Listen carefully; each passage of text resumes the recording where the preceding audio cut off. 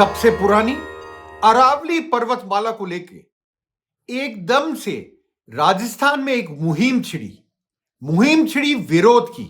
विरोध किसका? कि पर्वतमाला को बचाया जाए, सेव अरावली। और लोग उसमें जुड़ते गए, चाहे वो बड़े नेता हो, चाहे वो छोटे नेता हो, चाहे वो ब्लॉक स्तर का नेता हो, चाहे वो जनता हो। मैं बोलूंगा सब उसमें जुड़ते जा रहे हैं।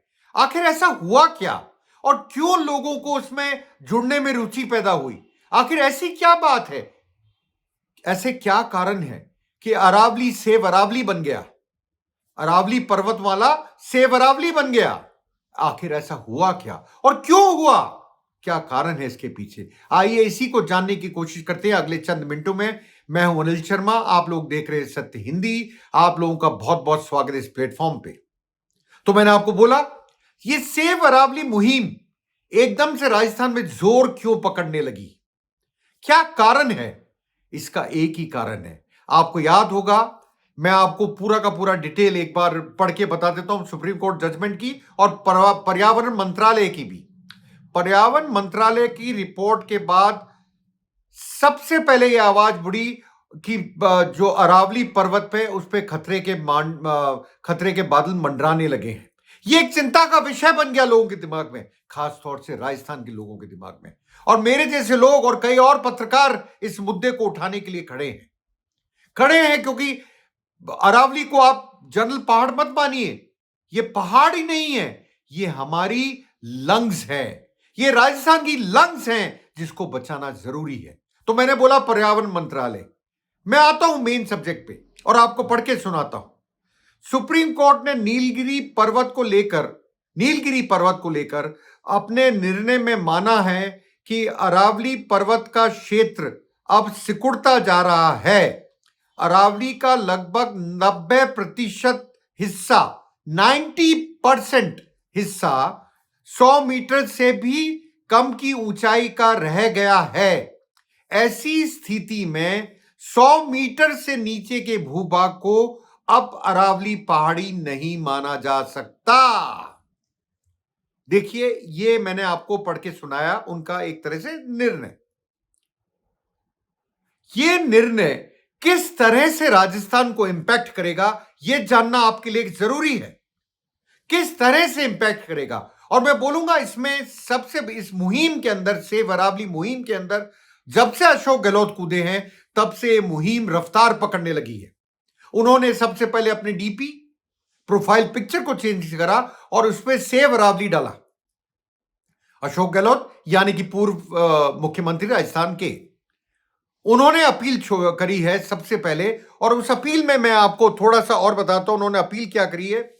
उन्होंने कहा है इसकी परिभाषा 100 मीटर वाली को पर पुनर्विचार करना चाहिए। उन्होंने कहा है कि मैं सुप्रीम कोर्ट और केंद्र सरकार से नम्र निवेदन करता हूं कि भावी पीढ़ियों के सुरक्षित भविष्य के लिए इस परिभाषा पर पुनर्विचार, अंग्रेजी में बोलूं तो रिकंसीडर करें। अरावले की, अब ये बहुत आप ध्यान रखिएगा, ये बहुत जरूरी शब्द है जो अशोक गहलोत ने बोले हैं और जिसका मीनिंग बहुत बड़ा है।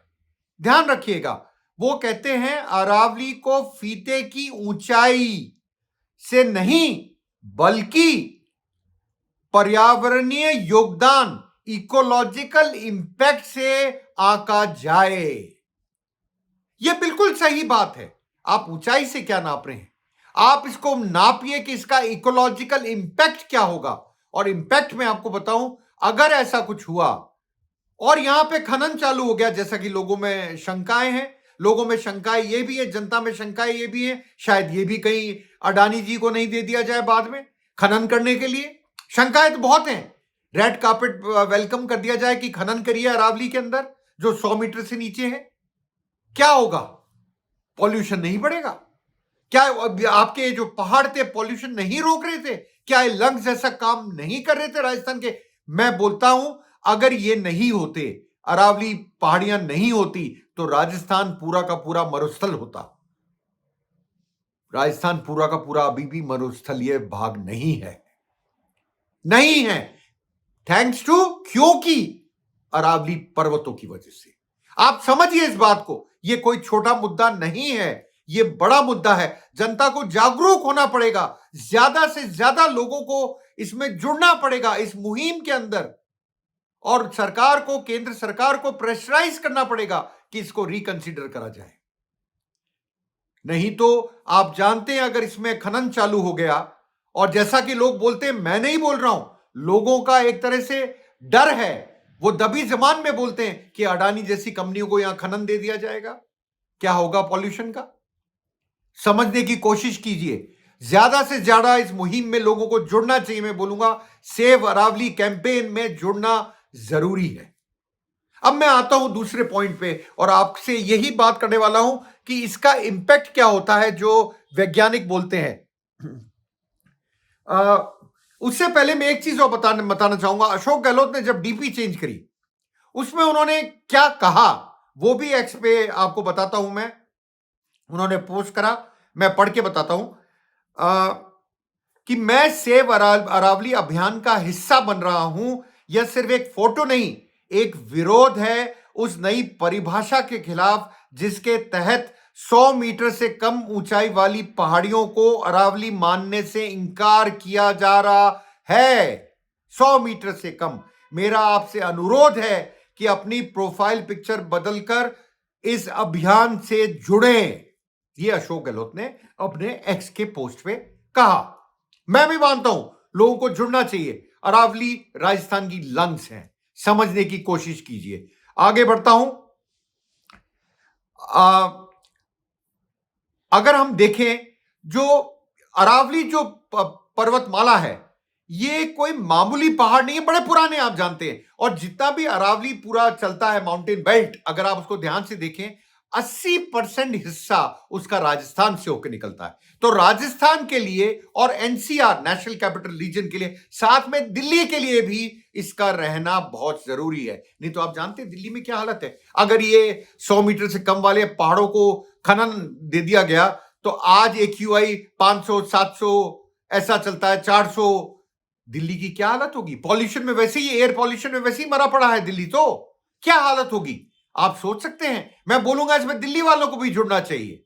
क्यों नहीं, क्योंकि उनके लिए भी परेशानी खड़ी हो जाएगी बहुत बड़ी, अगर अरावली पर्वतमाला पे ध्यान नहीं दिया गया तो। यह बहुत जरूरी है जनता को समझना। मैं फिर बोलूंगा क्यों जरूरी है, उस पॉइंट पे आता हूं।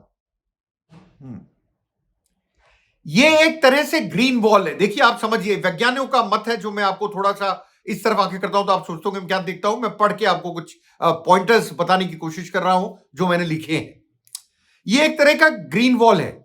यह थार रेगिस्तान की गर्म हवाओं, लू को दिल्ली, हरियाणा और यूपी के उपजाऊ मैदान की ओर बढ़ने से रोकता है। मैंने आपको बोला, यह दिल्ली के लिए भी जरूरी है। दिल्ली के लोगों को भी इसके लिए आवाज उठानी चाहिए, सिर्फ राजस्थान के लिए नहीं। हां, मैं मानता हूं 80% के करीब पर्वतमाला जो है अरावली, वो राजस्थान से होकर गुजरती है, पर यह लू को रोकने का काम करती है गर्मियों में, और हरियाणा को फायदा पहुंचाती है, दिल्ली को फायदा पहुंचाती है, यूपी तक को फायदा पहुंचाती है। क्या हम सबको एक तरह से खड़ा नहीं हो जाना चाहिए? क्या सरकार को यह विनती नहीं करनी चाहिए, निवेदन नहीं करना चाहिए कि इस पर्वतमाला को एक बार वापस से इसकी डेफिनेशन को चेंज करा जाए? क्या नहीं करनी चाहिए? करनी चाहिए। मैं बोलूंगा बिल्कुल करनी चाहिए। आगे बढ़ता हूं। अगर छोटी पहाड़ियां खनन के लिए खुल गई तो रेगिस्तान हमारे दरवाजे तक आ जाएगा, यह डर है। यह डर अशोक गहलोत को भी है। अगर ऐसा कुछ हुआ तो रेगिस्तान जो है वो हमारे दरवाजे तक आ जाएगा, और गर्म हवाएं जो हैं तापमान को और बढ़ा देंगी। राजस्थान वैसे ही बहुत गर्म रहता है, आप जानते हैं, और ये अरावली पर्वतमाला की वजह से ही राजस्थान के कुछ एरियाज अभी भी, मैं बोलूंगा कंपैरेटिवली और जगहों से अच्छे हैं, ठीक हालत में हैं। लू, गर्मी इतनी नहीं पड़ती जितनी की और जगह पड़ती है, थैंक्स टू अरावली पर्वतमाला। समझिए आप इस बात को। आपके दिल्ली में भी असर पड़ेगा, यूपी में भी पड़ेगा, हरियाणा में भी पड़ेगा। आप समझिए इस बात को। अशोक गहलोत ने कोई आवाज गलत चीज पे नहीं उठाई है, मैं बोलूंगा सही चीज पे आवाज उठाई गई है। अशोक गहलोत के साथ रविंद्र सिंह भाटी, जो कि इंडिपेंडेंट एमएलए हैं और जिनके मानता हूं फॉलोअर्स पूरे देश में फैले हुए हैं, काफी प्रोमिनेंट एमएलए हैं, बाड़मेर डिस्ट्रिक्ट की एक सीट से आते हैं, उन्होंने भी इसके अगेंस्ट में आवाज उठाई है। उन्होंने भी निवेदन करा है कि इसका पुनर्निरीक्षण या इस डेफिनेशन को चेंज करा जाए। आगे बढ़ता हूं। मैंने आपको बोला लू के खिलाफ दीवार है, जो वैज्ञानिक बोलते हैं। मैंने आपको पहले ही बोला ये लंग्स की तरह काम करती है। लंग्स की तरह सिर्फ राजस्थान के लिए काम नहीं करती, माइंड यू, आप समझिए, ये सिर्फ राजस्थान के लिए काम नहीं करती, डस्ट स्टॉर्म्स को भी रोकती है, वो भी सिर्फ राजस्थान के लिए नहीं करती। और सबसे बड़ी बात है कि जो प्रदूषण है उसको रोकने में बहुत बड़ा मदद करती है। देखिए दिल्ली का हाल, अभी क्या हाल है, क्या है एक्यूआई, उसके बाद क्या होगा अगर ऐसा हो गया तो। और अगर माइनिंग अलाउ कर दी तो दिल्ली को बहुत ही नुकसान हो जाएगा। समझने की कोशिश कीजिए, आप किस उसमें जी रहे हैं दिल्ली में, क्या एक्यूआई है, किसमें जी रहे हैं। अरे वो छोड़िए, वहां की मुख्यमंत्री एक्यूआई आईक्यू एक एआईक्यू कुछ ही बोलती हो, हमें उससे क्या लेना देना, चाहे वो बोलती हो टेम्परेचर है जिसको नाप सकते हैं, ये तो वो जाने, पर प्रदूषण से आपको बचा सकती है, ये बहुत जरूरी बात है। अगर यहां पर माइनिंग शुरू कर दी तो क्या होगा, आप थोड़ा अंदाजा लगाइए। और अरावली राजस्थान के लिए खासतौर से ग्राउंड वाटर रिचार्ज का मुख्य पॉइंट है, मुख्य एरिया है, या बोलूं जोन है। अरावली की जो चट्टानें हैं वो बारिश के पानी को जमीन के भीतर भेजकर भूचल को रिचार्ज करती हैं। ये गहलोत साहब कह रहे हैं, ये गहलोत साहब ने कहा है, मैं नहीं बोल रहा हूं, बात सही है। मेरी जितने भी वैज्ञानिकों से बात हुई वो इस बात को मानते हैं कि ग्राउंड वाटर रिचार्ज में अरावली पर्वतमाला का बहुत बड़ा हाथ है, और यह आपको मानना पड़ेगा।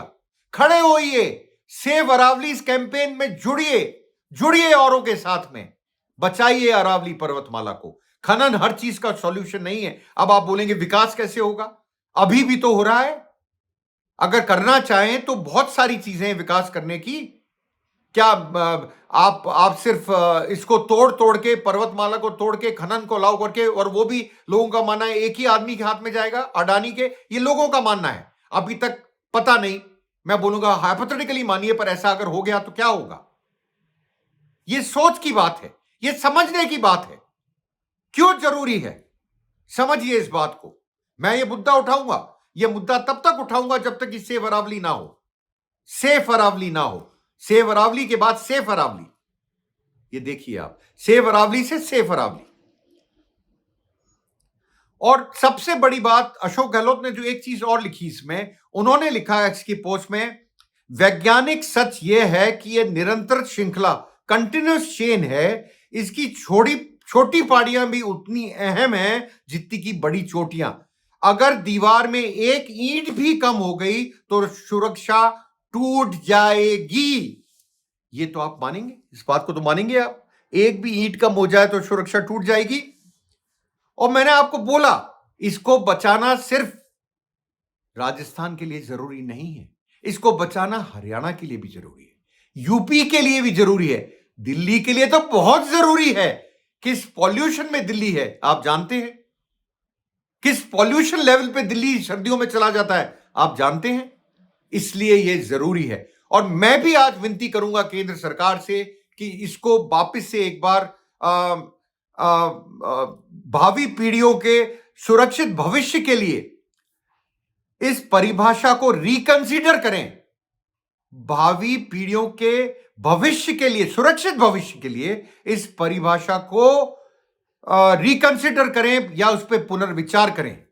यह मेरा निवेदन है, अशोक गहलोत का भी है, रविंद्र सिंह भाटी का भी है, Tikaram Jully leader of opposition भी है, उनका भी है, और ऐसे कई लोग अब जुड़ते जा रहे हैं, उनका भी है। ये एक बड़ी मुहिम बनने की तरफ बढ़ रही है। देखते हैं आगे क्या होता है।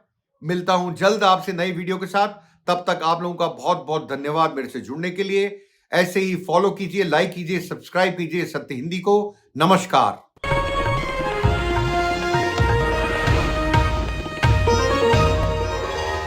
Copyright disclaimer under Section 107 of the Copyright Act 1976. Allowance is made for fair use for purposes such as criticism, comment, news reporting, scholarship, and research. Fair use is a use permitted by copyright statute that might otherwise be infringing.